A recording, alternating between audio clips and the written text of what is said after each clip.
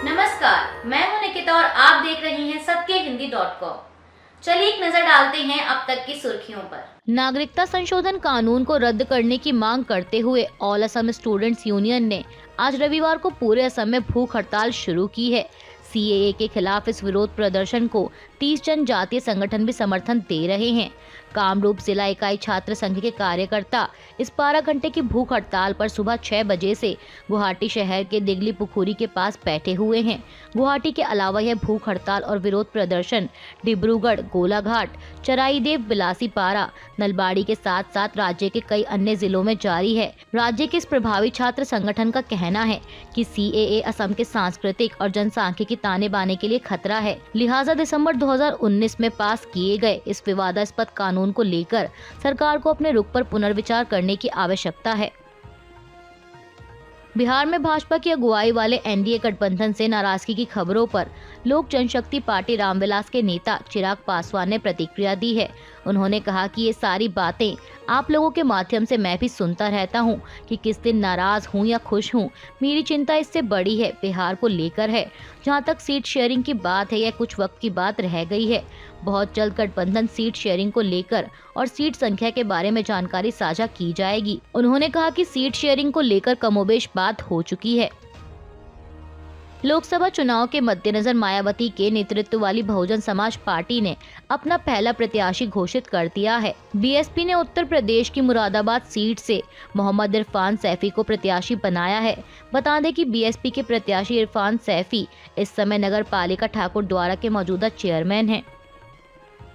बंगाल की जादवपुर सीट से अभिनेत्री साइनी घोष को टिकट मिलने पर उन्होंने कहा कि मैं खुद जादवपुर की रहने वाली हूं।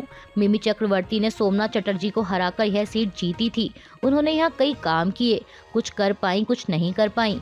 मैं आश्वासन देती हूं कि आगे बहुत बढ़िया होने वाला है। वहीं बर्दवान दुर्गापुर सीट पर उतारे गए पूर्व क्रिकेटर कीर्ति आजाद ने कहा कि दीदी ने मुझ पर विश्वास किया है, मैं उनका धन्यवाद करता हूँ। दुर्गापुर के लोग हमें आशीर्वाद दें ताकि हम उनकी सेवा कर सकें। इसके अलावा क्रिकेटर यूसुफ पठान ने भी बहरमपुर सीट से टिकट मिलने पर खुशी जताते हुए कहा कि टीएमसी परिवार में मुझे शामिल करने और संसद में लोगों की आवाज बनने की जिम्मेदारी मुझे सौंपने के लिए मैं ममता बनर्जी का आभारी हूं। पश्चिम बंगाल की बहरमपुर सीट से टीएमसी द्वारा क्रिकेटर यूसुफ पठान को उतारे जाने पर कांग्रेस की प्रदेश इकाई के अध्यक्ष और बहरमपुर सीट से वर्तमान सांसद अधीर रंजन चौधरी ने भी प्रतिक्रिया दी है। अधीर रंजन चौधरी ने कहा कि अगर टीएमसी यूसुफ पठान को सम्मानित करना चाहती थी तो उन्हें राज्यसभा का सदस्य बनाकर भेजती। उसमें भी बाहर के लोगों को राज्यसभा का सांसद बनाया गया था। अगर ममता बनर्जी की यूसुफ पठान के बारे में अच्छी सोच होती तो गुजरात में गठबंधन से एक सीट की मांग कर लेती, लेकिन उन्हें यहाँ इसलिए भेजा गया कि आम लोगों में ध्रुवीकरण हो, बीजेपी को मदद मिले और कांग्रेस पार्टी हारे। अधीर रंजन चौधरी ने आगे ममता बनर्जी की मंशा पर सवाल उठाते हुए कहा कि वो खुद इंडिया गठबंधन की एक प्रवक्ता के रूप में कुछ दिन पहले तक जानी जाती थी और ममता बनर्जी ने खुद साबित कर दिया है कि हिंदुस्तान की कोई राजनीतिक पार्टी कम से कम उन जैसे नेता पर भरोसा ना करे तो बेहतर होगा, क्योंकि जिनकी जुबान की कोई अहमियत नहीं होती, सोच में चालाकी है, उनको भरोसा ना करना ही मुनासिब होगा। कांग्रेस सांसद ने कहा कि ममता बनर्जी को डर है कि इंडिया गठबंधन में शामिल होंगे तो मोदी जी से चुनौती का सामना करना पड़ेगा, क्योंकि वो ईडी सीबीआई को घर घर भेज देंगे। उनके आदेश पर ईडी और सीबीआई टीएमसी के घर घर जाने लगे तो टीएमसी पार्टी पर खतरा बढ़ सकता है। अधीर रंजन चौधरी ने आरोप लगाया कि मोदी को नाराज ना करने के लिए ही वो गठबंधन से खुद को अलग करना चाहती हैं। कोलकाता के ब्रिगेड परेड ग्राउंड में एक जनसभा को संबोधित करते हुए टीएमसी महासचिव और ममता बनर्जी के भतीजे अभिषेक बनर्जी ने बीजेपी पर जमकर निशाना साधा। अभिषेक बनर्जी ने कहा कि ब्रिगेड जनसभा से मैं बीजेपी को कहना चाहता हूं कि जनगण का गर्जन, बंगाल से विद्रोही का विसर्जन। उन्होंने कहा कि बीजेपी नेता पंजाबी को खालिस्तानी, मुस्लिम को पाकिस्तानी और बंगाली को बांग्लादेशी कहते हैं। उन्होंने प्रधानमंत्री की मोदी की गारंटी वाले बयान पर आगे तंज कसते हुए कहा कि मोदी की गारंटी का मतलब जीरो वारंटी है। बंगाल दीदी की गारंटी चाहता है, मोदी की नहीं। जो बांग्ला भाषा नहीं बोल पाते उनकी कोई गारंटी नहीं है। लोकसभा चुनाव के लिए इंडिया अलायंस के घटक दलों के बीच सीट बंटवारे को लेकर बातचीत का दौर जारी है, लेकिन इस बीच एक बड़ी खबर सामने आई है। गठबंधन के एक प्रमुख दल यानी तृणमूल कांग्रेस ने बंगाल की सभी 42 लोकसभा सीटों पर बिना किसी साझेदारी के अपने उम्मीदवारों की घोषणा कर दी है। कोलकाता के परेड ग्राउंड में पार्टी प्रमुख ममता बनर्जी ने एक रैली के दौरान उम्मीदवारों के नाम की घोषणा की। बता दें कि यह पहला मौका है जब उन्होंने ब्रिगेड रैली में अपने भाषण के दौरान यह लिस्ट जारी की है और इसी के साथ अब ये साफ हो गया है कि टीएमसी पश्चिम बंगाल में लोकसभा के लिए कांग्रेस के साथ गठबंधन नहीं करेगी।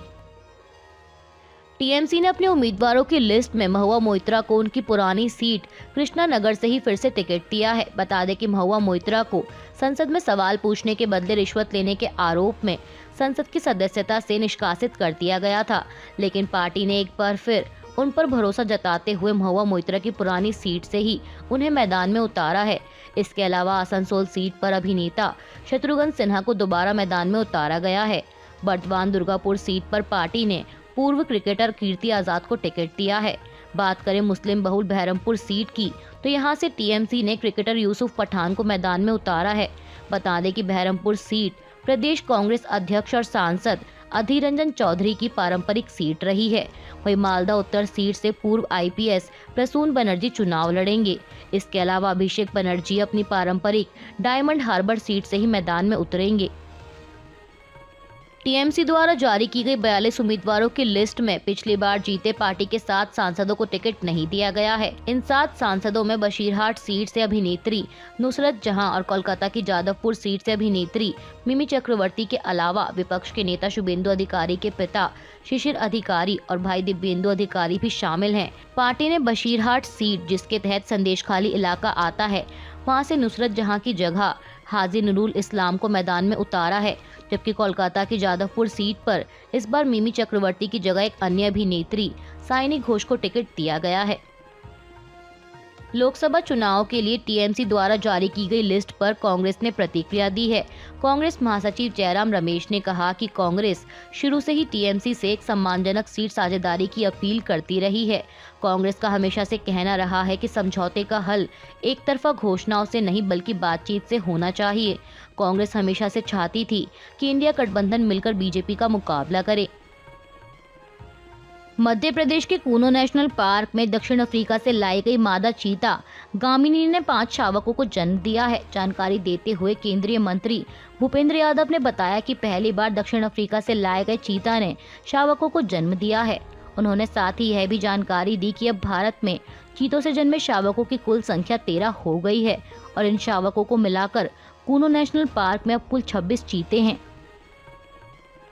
प्रधानमंत्री मोदी ने आज रविवार को आजमगढ़ जिले के मंदूरी हवाई अड्डा परिसर में 34,700 करोड़ रुपए की 782 विकास परियोजनाओं का लोकार्पण और शिलान्यास किया। इस अवसर पर पीएम मोदी ने कहा कि 2047 तक भारत को विकसित बनाने के लिए दौड़ रहा हूं और देश को तेज गति से दौड़ा रहा हूं। आज केवल आजमगढ़ ही नहीं बल्कि पूरे देश के लिए कई विकास परियोजनाओं का शुभारंभ यहां से हो रहा है। जिस आजमगढ़ को देश के पिछड़े इलाकों में गिनते थे, आज वही देश के लिए विकास का नया अध्याय लिख रहा है। आज आजमगढ़ से कई राज्यों में करीब 34,000 करोड़ रुपए के प्रोजेक्ट्स का लोकार्पण और शिलान्यास हुआ है। आजमगढ़ में बोलते हुए प्रधानमंत्री मोदी ने आगे विपक्ष पर तंज कसते हुए कहा कि 2024 में भी किए जा रहे शिलान्यासों को कोई चुनाव के चश्मे से ना देखे। ये विकास के लिए मेरी अनंत यात्रा का परिणाम है। मैं 2047 तक देश को विकसित भारत बनाने के लिए तेज गति से दौड़ रहा हूँ। पहले की सरकारें सिर्फ घोषणाएं करती थी, लेकिन हम जो कहते हैं वो करके दिखाते हैं। पिछली सरकारों में नेता लोगों को धोखा देने के लिए घोषणाएं करते थे। जब मैं विश्लेषण करता हूं तो पाता हूं कि घोषणाएं 30 से 35 साल पहले की जाती थीं। वे चुनाव से पहले एक पत्थर लगाते थे और उसके बाद गायब हो जाते थे, नेता भी गायब हो जाते थे। लेकिन आज देश देख सकता है कि मोदी दूसरी मिट्टी का इंसान है। प्रधानमंत्री ने कहा कि आपका ये प्यार और आजमगढ़ का ये विकास जातिवाद, परिवारवाद और वोट बैंक के भरोसे बैठे इंडिया गठबंधन की नींद उड़ा रहा है। हरियाणा की हिसार लोकसभा सीट से बीजेपी सांसद बृजेंद्र चौधरी आज रविवार को बीजेपी का साथ छोड़ कांग्रेस में शामिल हो गए हैं। अपने इस्तीफे की जानकारी उन्होंने एक्स पर देते हुए लिखा कि बीजेपी से इस्तीफा देकर कांग्रेस में शामिल हो रहा हूं। कुछ राजनीतिक कारण जो काफी समय से बन रहे थे, असहजता के कारण मुझे ये निर्णय लेना पड़ा। इसमें वो वैचारिक मुद्दे हैं जिस पर मेरी सहमति नहीं थी। इनमें किसानों, अग्निवीर या अंतर्राष्ट्रीय महिला पहलवानों के मुद्दे पर मेरी सहमति नहीं थी। मैंने मजबूर कर देने वाली राजनीतिक वजहों से बीजेपी की प्राथमिक सदस्यता से इस्तीफा दे दिया है। वहीं इसके बाद दोपहर में ही कांग्रेस अध्यक्ष मल्लिकार्जुन खड़गे ने अपने आवास पर वरिष्ठ नेता अजय माकन की मौजूदगी में बृजेंद्र सिंह को पार्टी की सदस्यता दिलवाई। अभी के लिए बस इतना ही। बाकी की खबरों के लिए जुड़े रहिए सत्यहिंदी.com के साथ।